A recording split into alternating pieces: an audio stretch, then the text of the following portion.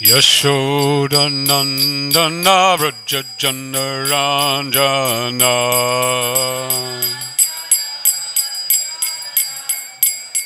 Yashodanandana Vraja Janaranjana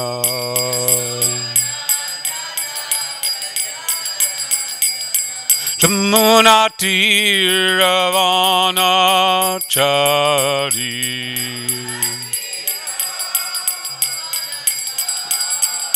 Jaya Radha Madhava Kunja Bihari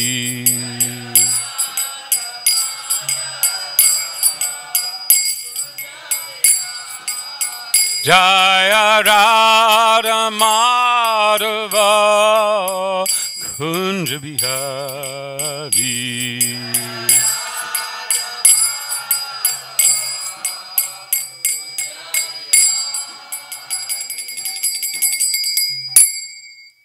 Jai Om Vishnupada Paramahansa Parivajikacharastira Sata Shri Shrimad Chidandi Goswami Srila A.C. Bhaktivedanta Swami Srila Prabhupada Ki Jai Jai Om Vishnupada Paramahansa Parivajikacharastira Sata Shri Shrimad Srila Bhakti Siddhanta Saraswati Thakur Srila Prabhupada Ki Jai Jai Ananta Koti Vaishnava Vrinda Ki Jai ISKCON founder Acharya Srila Prabhupada Ki Jai Namacharya Srila Haridas Thakur Ki Jai Prem se kaha Shri Krishna Chaitanya Prabhu Nityananda Shri Advaita Gadadhar Shri Vasadi Gaura Bhakti Vrinda Ki Jai Shri Shri Radha Krishna Gopa Gopinath Shama Kunda Radha Kunda Giri Govardhan Ki Jai Shri Vrindavan Dham Ki Jai Shri Mayapur Dham Ki Jai Purushottam Kshetra Jagannath Puri Dham Ki Jai Ganga Mai Ki Jai Jamuna Mai Ki Jai Tulsi Maharani Ki Jai Bhakti Devi Ki Jai Grantaraj Srimad Bhagavatam Ki Jai Samaveta Bhakta Vrinda Ki Jai All glories to the assembled devotees, all glories to the assembled devotees, all glories to the assembled devotees, all glories to Sri Guru and Sri Gauranga, all glories to Srila Prabhupada. Om Namah Bhagavate Vasudevaya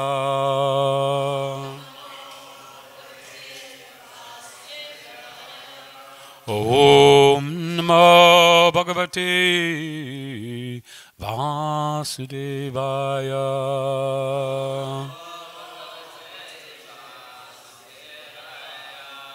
Om Namah Bhagavate Vasudevaya.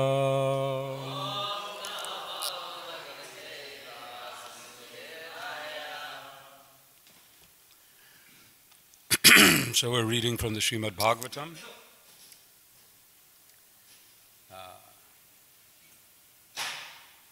Text 11 of the 8th chapter of the first canto.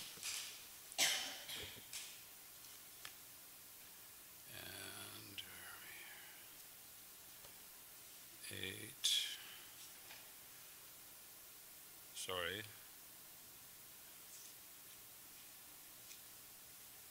Does it have a marker? That would help, yes. Thank you. Oh. Is this it? Yeah. That's 22. Okay. Yeah, thank you.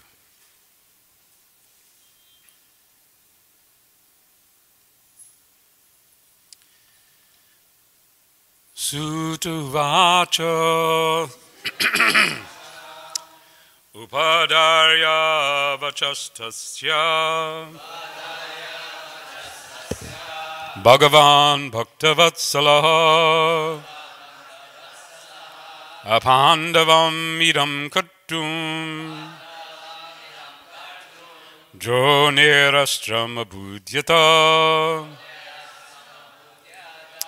Sutta uvacha Upadarya vachastasya Bhagavan Bhaktavatsala Apandavam idam kattum Jonirastram abhudyata. Others?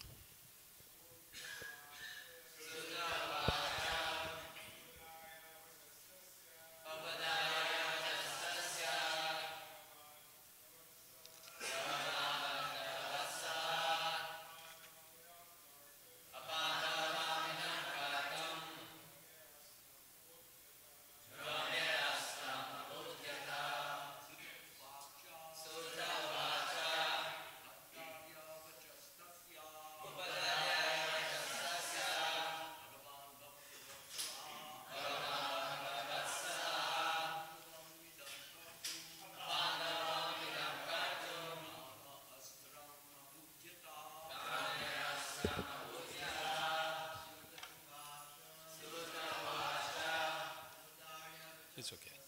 It's okay. I can do that. It's okay. Don't worry.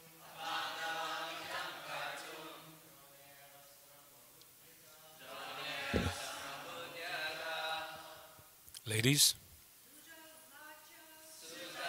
Vacha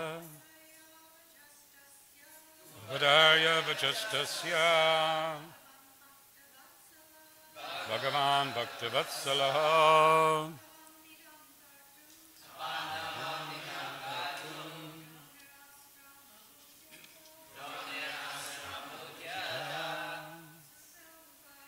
Sutuvacha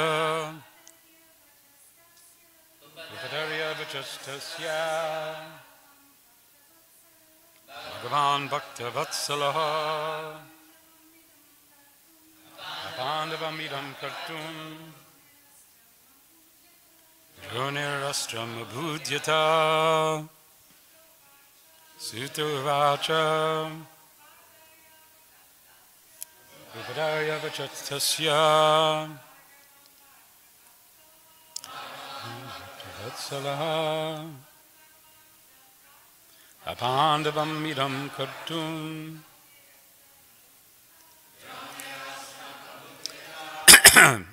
Synonyms. Sutta Vacha. Sutta Goswami said,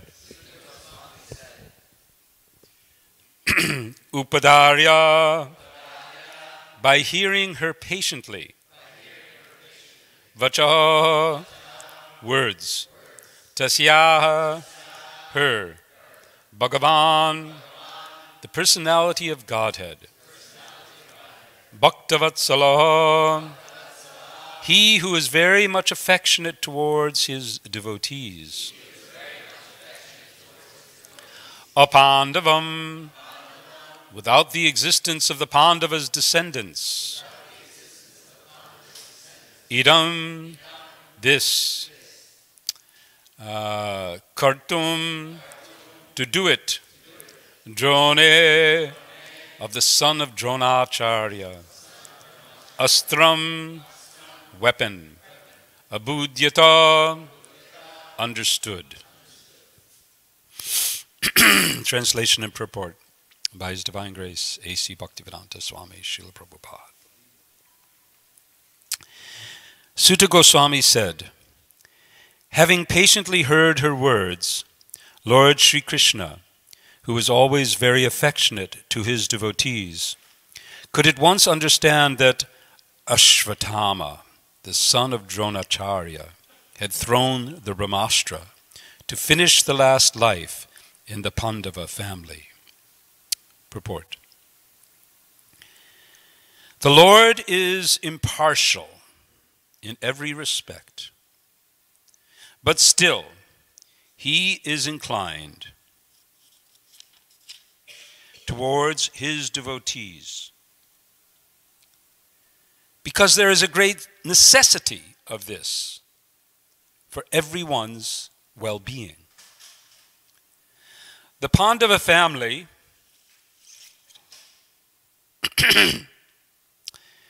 was a family of devotees, and therefore the Lord wanted them to rule the world. That was the reason he vanquished the rule of the company of Duryodhana and established the rule of Maharaj Yudhisthira. Therefore, he also wanted to protect Maharaj Parikshit, who was lying in embryo. He did not like the idea that the world should be without the Pandavas, the ideal family of devotees.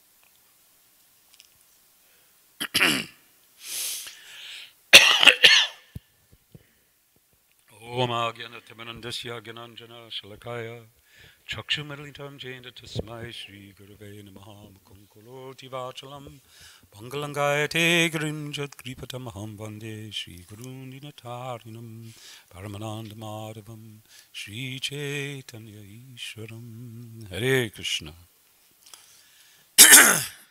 So the Lord is impartial.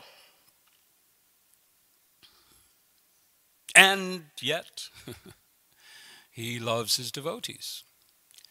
This theme is again and again repeated in the Bhagavatam. The question comes up again and again. Wait a minute. Wait a minute. Krishna, Bhagavan must be impartial. And yet, look it. He's favoring the demigods and not the demons. He's favoring this devotee and not that asura. So how can we call him impartial? How is it possible? Obviously, he is partial. He is favoring the devotees.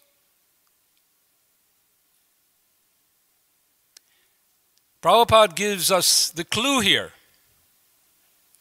He said here,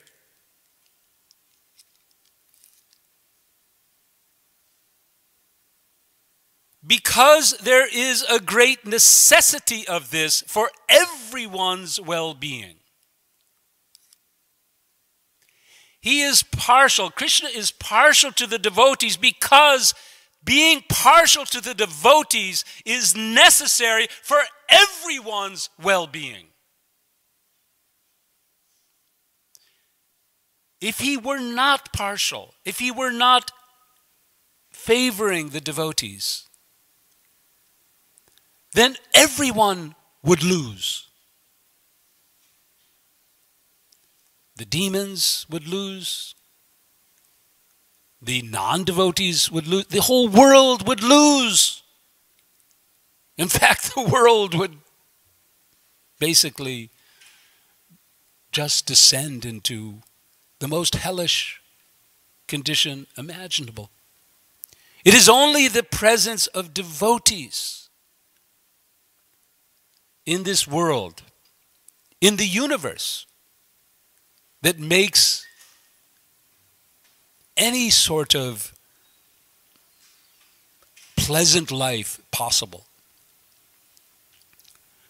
We see what happens throughout the Bhagavatam. We see again and again what happens when the demoniac, non-devotional attitude becomes prominent. The most egregious example is Hiranyakashipu. Hiranyakashipu, who achieved such power, such great power, that he could command the devas to become his slaves and servants in his palace. We have been in Mayapur, we just passed through that pastime in the Bhagavatam and taken note of how extraordinary was the power of Hiranyakashipu to rule the entire universe. But what was the result for the universe itself? In his atheistic attitude, we see that the whole social order was falling apart. It basically is described that everything was turned upside down. What was meant to be auspicious, what was meant to be done for auspiciousness was relegated to the lowest level. And what was destined for inauspiciousness became the norm. So Krishna, for everyone's sake, he must intervene and take the role of protecting his devotees.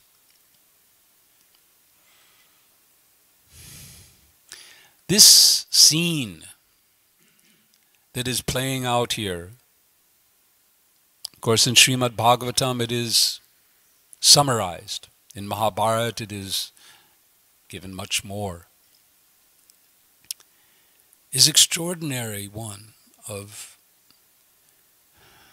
the depth of what happens to one, in this case Ashvatthama, who becomes overwhelmed with anger, vengeance. Ashvatthama has already killed the sons of Draupadi. He's already been driven out. He's not learning though. He's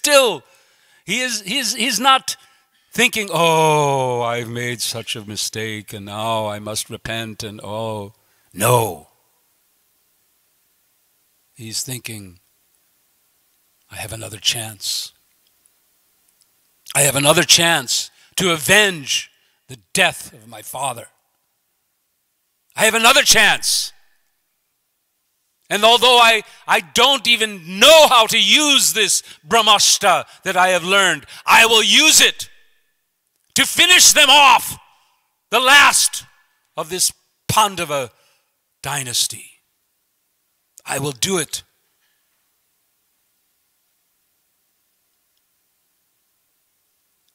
This is the depth of the result of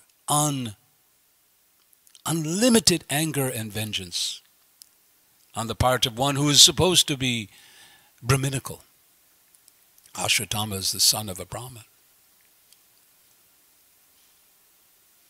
But Krishna understands everything. Krishna protects his devotee, Parikshit. This topic of protection has been discussed yesterday and is coming again here. And I thought this would be a good topic for us to continue to talk about. Because it is enjoined upon us, first of all, to seek the protection of Krishna, to surrender to his protection.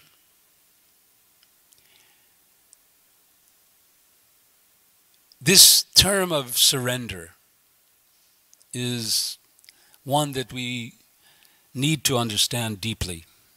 Especially, I'm speaking to myself. I have to stop for a second and say that in this assembly of so many senior devotees, I feel very awkward. And I hope you pardon me. But I'll try to speak in such a way that at least I get some edification, because I'm sure that everything that I'm saying is already well understood and well developed in your own lives. But for my own edification, I'll try to speak. And particularly on this topic of surrender, which is one that I see exhibited amongst you, but in my own life, I find some difficulty. How to surrender. How to give up. How to give up the fight. We are in this world fighting for ourselves. Fighting a battle with the material energy to somehow bring it under our control, at least to the extent that we can gratify our senses. And yet we lose again and again. The material energy defeats us. Now, in an ordinary battle, then when one party is defeated, they surrender to the other for their protection, to avoid being further attacked, to possibly be. We have the case of the last so-called World War. It was a world war. Everyone was involved, practically speaking.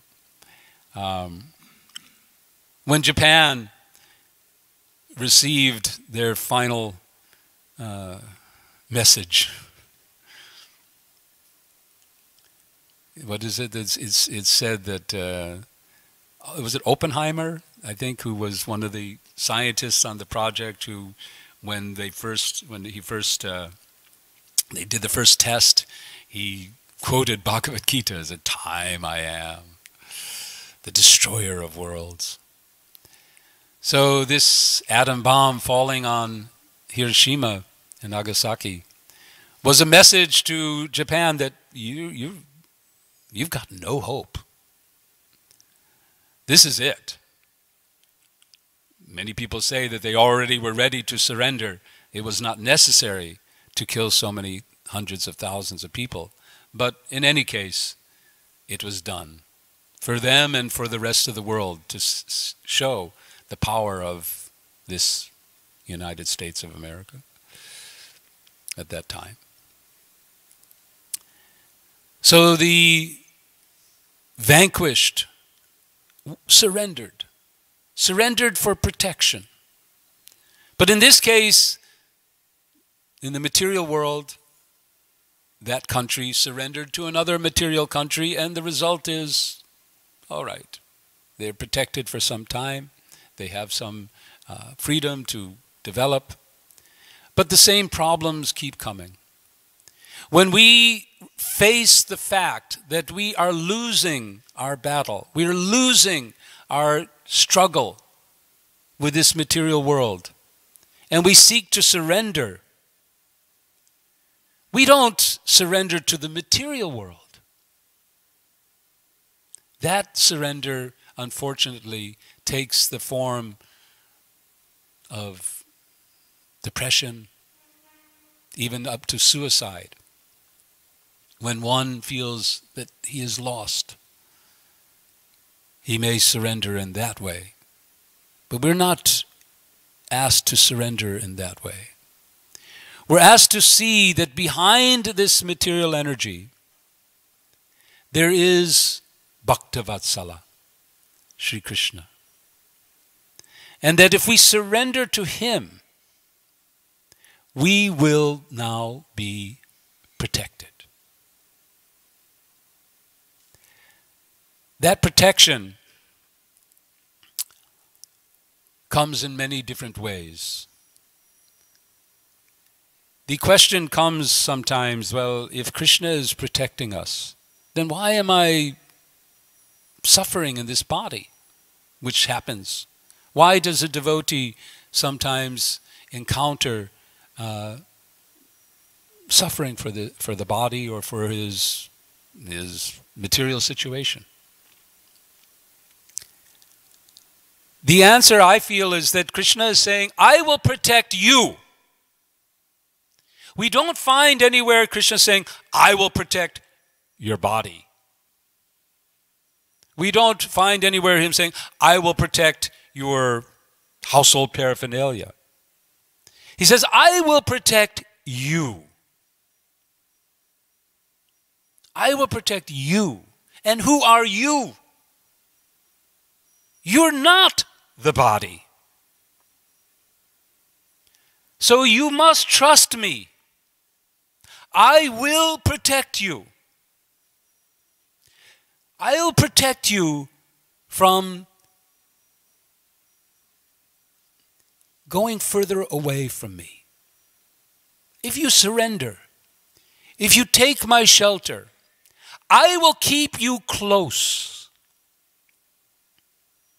I will keep you with me. I won't let you go.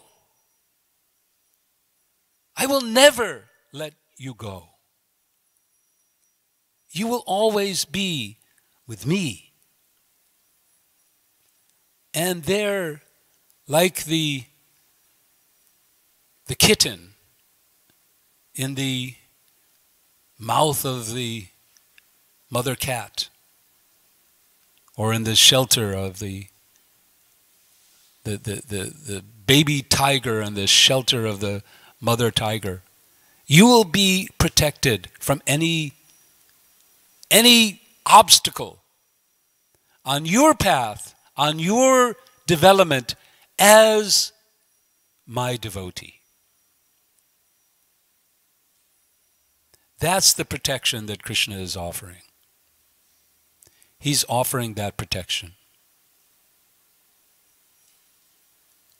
Now, in this particular scene, this awful scene, just imagine, already Uttara has lost her husband, Abhimanyu. Already the sons of Draupadi have been killed. Already so many disasters have befallen this family. This whole scene is leading to the prayers of Queen Kunti. The scene is being set for Queen Kunti to make her appeal, to demonstrate her realizations about Krishna and his protection, Krishna and his shelter. So this scene is being set, and it's a very awful scene. In looking at this, it is natural to question, where is the protection? Where is the protection? Abhimanyu was not saved, so to speak, in he was killed. The sons of Draupadi have been killed. Parikshit is being singled out. Krishna is going to save him. But he didn't step in to save the others. So you may even question if Krishna is, what to speak of being partial or impartial. Is he actually even partial to his devotees? Where is this Bhakta Vatsala? So this Leela is unfolding so that we can now hear from Queen Kunti and understand the depth of Krishna's protection. The true meaning of surrendering to Krishna. Now, to surrender to Krishna, to surrender, to give up hope that one day we will get everything that we want in this material world. To recognize that our struggle for enjoyment is a lost cause. And to give ourselves up to the shelter of Krishna. To say, now, Krishna, I am yours. Please do with me what you like. This attitude is what engenders the special relationship between Krishna and the devotee. Krishna must be Bhakta Vatsala because the Bhakta has taken shelter of him. He says, Jai jatam mam prapadyante tam stataiva bhajamyaham. This is another way that we can understand the impartiality of Krishna. He explains, yes, I am impartial, but I reciprocate according to the devotee, or the person, I should say, how they relate with me. So it is not being impartial to he must reciprocate. He reciprocates equally. He is equal in his reciprocation. But the reciprocation is the result of our approach to him. So in these different ways we can understand how the Lord remains impartial, equal to all, and yet favoring the devotees. First, we have the example given here by Srila Prabhupada that it is necessary for everyone's benefit that he favors the devotees. And secondly, we have this understanding that he must reciprocate according to the approach of that soul. And as we go further in the Srimad Bhagavatam, we'll find more and more examples of how the Lord favors the devotees and remains equal to all. So, I don't know, what is the normal time for about now? Yeah, okay. I'm new here. Thank you for listening so patiently. And excuse me for the audacity of speaking amongst such an elevated audience. I hope that at least I have gained something from my own. I mean, surrender is not easy. It's something that I work at every day, every moment. There's always a choice, isn't there? There's a choice at every moment. Do I surrender to Krishna and follow him, or do I continue my struggle, continue my vain attempts to enjoy this world? Maya is constantly offering the opportunities. You know, here you go, here you can try this, try that. There's always something there to attract us. And we always, from moment to moment practically, we have this. Of course, when we're in the shelter of such a wonderful assembly, we're in the temple, we're a bit sheltered from all that. But as soon as we go outside, we're confronted with so many opportunities for surrendering to the material nature. So it's a constant process, for me at least, to understand who I am. You always remember who I am, who I really am. To understand at every moment that I'm not capable of enjoying this world. By nature, it's not possible for me to enjoy this world. I can't. Like a fish out of water. I can't actually. It's always going to be an illusion. The enjoyment that I think I get. To remember that the only possible pleasure for me, the only possible happiness is when I'm connected with Krishna. It's the only possible happiness. We're so conditioned to, at least I am, to forget this. So each moment to remember. And today, at least talking about the topic has helped me remember, and perhaps others. Thank you very much. If there's any other comments, questions, I will try to respond. Rameshwar Prabhu.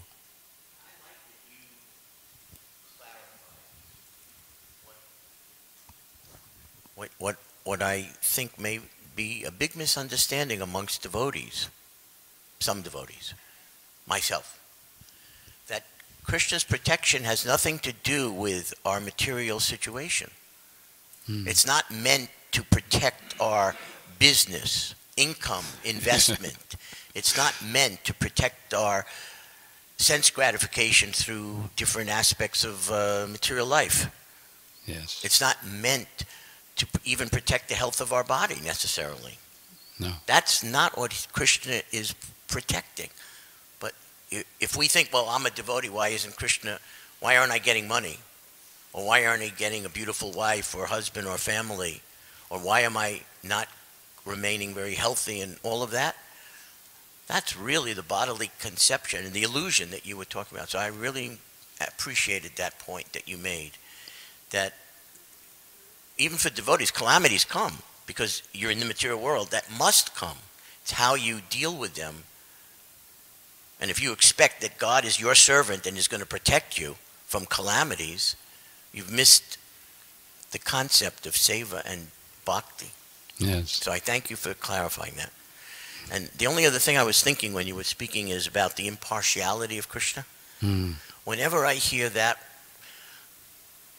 word, that transcendental word, Krishna is impartial, I immediately start thinking of Krishna in everyone's heart.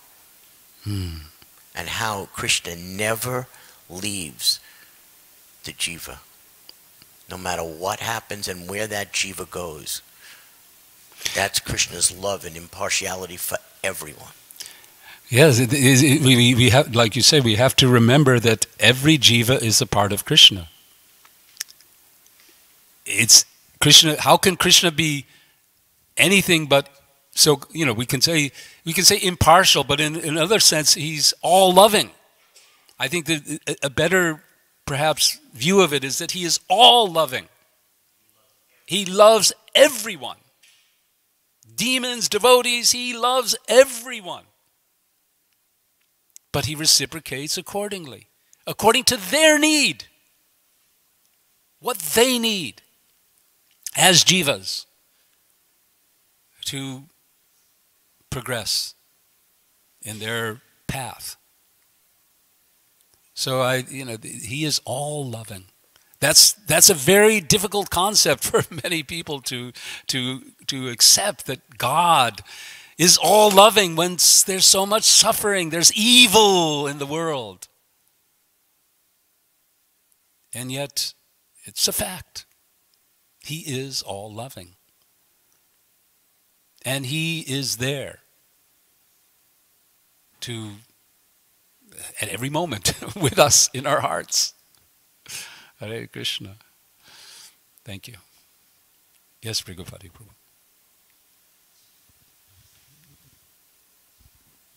Thank you very much, Prabhu. Very powerful message.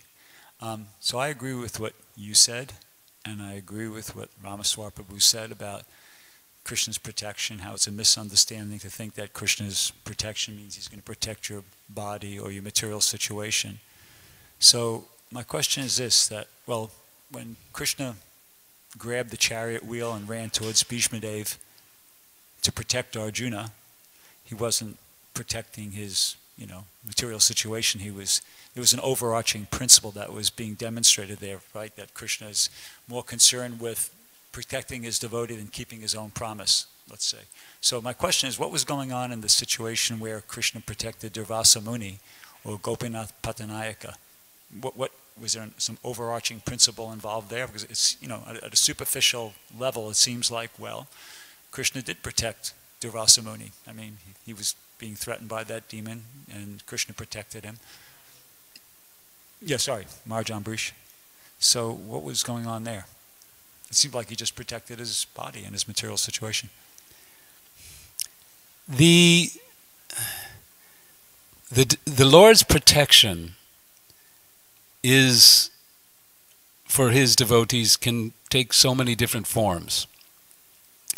And if a devotee's body is necessary for Krishna's plan, as in this case, particularly, he didn't protect the other sons of Draupadi, but he did protect the body of Parikshit, because Parikshit had some job to do for Krishna's service. He had to hear Srimad Bhagavatam. So we have, and the other thing that we do have here, and this is perhaps a little mysterious, because Prabhupada says in the purport here, he says that he did not like the idea. Krishna said, he says, he did not like the idea that the world should be without the Pandavas, the ideal family of devotees. So Krishna has his own likes in these matters too. So sometimes he may do something that externally appears, like you say, this is different from what he would do over here, so on, because of his desire, his personal desire. In this case, Krishna wanted the Pandavas. And in your case, what you've described, in Arjuna's case, he wanted the world to see that the love he had for Arjuna. Because Krishna does, yes, he loves us all, but he especially loves those who are closest to him. So although his love, in one sense, is equal for everyone, and yet it's also more equal, or even bigger, or for those who are closest to him. And we love that. We love to see that. We may be small. We may be little tiny specks. Maybe we're, who knows what we are, at least, what do I know who I am in Krishna's world? I don't know. One day, by Prabhupada's grace, by Harinam's grace, I may get to experience that one day. Maybe I could be just an insect, who knows? But I love the relationship that Krishna, the special relationship that Krishna shows to his dear devotees. That gives us pleasure also. So even though it appears when Krishna loves this devotee more than that devotee, the other devotee loves that love. So it all works out. Mm-hmm. Thank you. Hare Krishna. Yes, Archita Prabhu.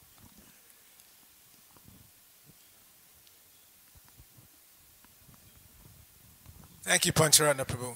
Hare Krishna. At first I was going to throw back your question from yesterday, but then something else came up. That although it seems that Krishna is not necessarily protecting the body or the business or the family situation, whatever, still we should not be neglectful. It's not that we should have thought that, oh, Prabhupada is a pure devotee, so if Krishna is allowing him to have this disease, it must be Krishna's will. No, we have to show care.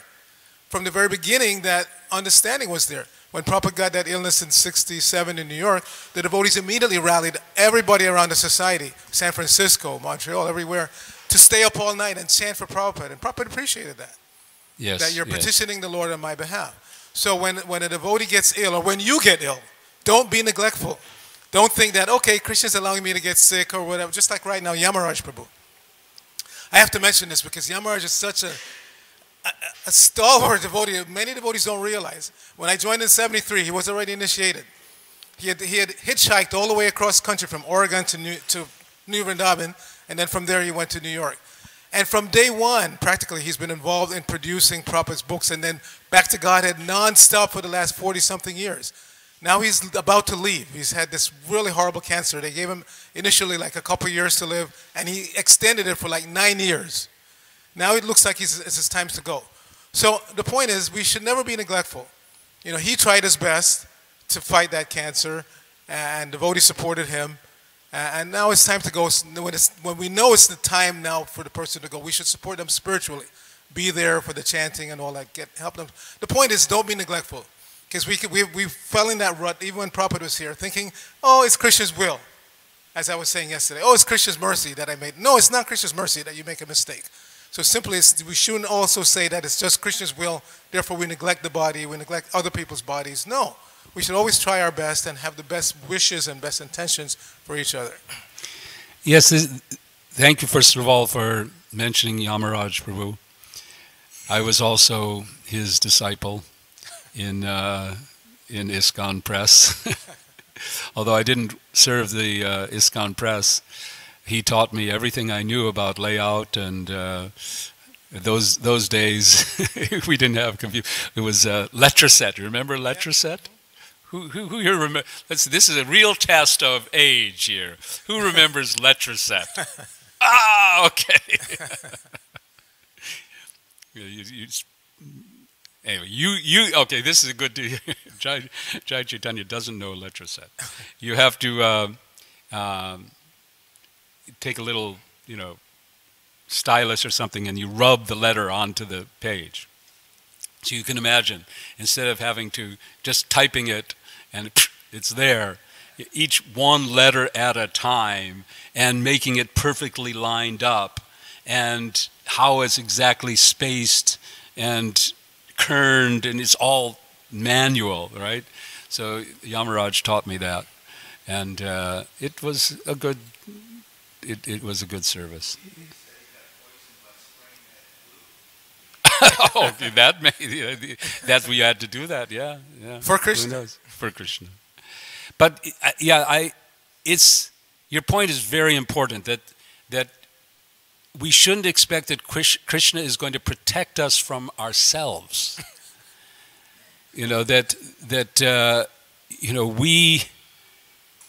will protect us in the sense of letting us get the results of our foolishness. If we're foolish, if we're do something, if we're neglectful, if we don't give our attention, what power do we have for Krishna? What can we give to Krishna? We really only have two things in my view. We have our intentions, what we want, and we have our attention. We can give our attention. If we don't give our attention, when Krishna gives us a sign, hey, take care of your body, for example, or Krishna gives us a sign, here's a devotee who needs love and affection, and we ignore these, if we neglect these, then we have to suffer the results. And that's Krishna's mercy on us as well. Thank you. Hare Krishna. Oh, I'm sorry. Are we, I don't know what's the rule here. Okay. Yes, Mataji. You had said something about reciprocate. Krishna, the relationship with Krishna is a reciprocal relationship. Yes, Ye Jatam. I don't know a lot of Sanskrit verses, but that's one I've learned. Jai Jatam prapadyante tams tataiva bhajami aham. Krishna says, as they approach me, as they surrender to me, I reward them accordingly. It's a reciprocal relationship. It's a very good verse to learn from Bhagavad Gita. And I know the verse and I don't remember, it's second chapter? What is the verse number? Who knows? Yeah. 4:11? Okay, see? You don't always have Brigupati here too. Thank you. Hare Krishna. Thank you so much. Dandavat Pranams. Jai Srila Prabhupada. Hare Krishna. Okay.